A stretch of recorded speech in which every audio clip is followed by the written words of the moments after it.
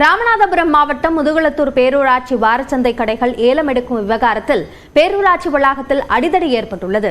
இதுகுறித்த கூடுதல் விவரங்களை நம்முடைய செய்தியாளர் வீரகுமாரிடம் கேட்கலாம். வீரகுமார், இந்த அடிதடி ஏற்பட்டதற்கு என்ன காரணம்?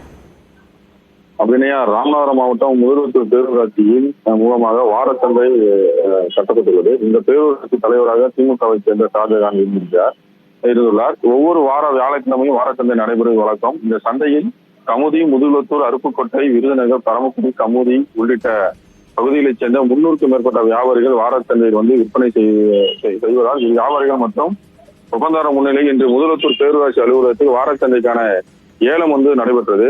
இந்த ஏலமானது பேரூராட்சி செயலாளர் செல்வராஜ் தலைமையில் அறிமுகப்படுத்தப்பட்டு இன்றைக்கு வாரச்சந்தையானது காலை 10 மணி துவங்கும் என அறிவிக்கப்பட்டது.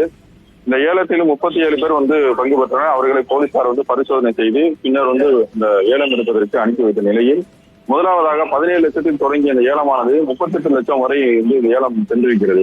இந்த நிலையில் திடீரென அங்கு வந்த மர்ம கும்பல் அந்த ஏலம் நடைபெற்ற இடத்தில் சரமாரியாக தாக்குதலில் ஈடுபட்டனர். இதனால் அந்த பகுதியில் பதட்டமான சூழல் நிலவியது. தாக்குதல் என்பதென்றால் நாற்காலியை தூக்கி ஒருவருக்கு ஒருவரை வீசி தாக்குதல் முற்பட்டதன் காரணமாக பல பேருக்கு காயம் ஏற்பட்டது. இதனால் அந்த இடமே போர்க்களமாக காட்சியளித்தது.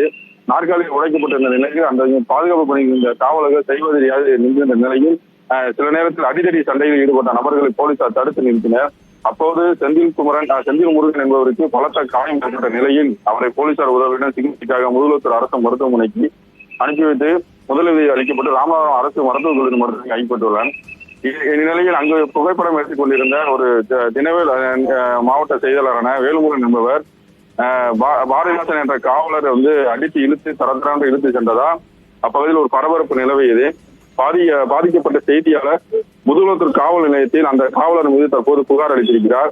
ஒரு ஏலம் நடைபெற்ற இடத்தில் ஒரு அடிதடி சம்பவம் நடைபெற்றிருக்கிறது. இது குறித்து போலீசார் தற்போது விசாரணை மேற்கொண்டு வருகின்றனர். திடீரென அப்பகுதியில் தாக்குதல் நடத்திய கும்பல் யார் என்று விசாரணை செய்து வரும் நிலையில் அந்த ஏலம் எடுத்த பகுதியில் பதட்டமான சூழல் நிலவி வருகிறது. விரிவான விவரங்களுக்கு நன்றி வீரகுமார்.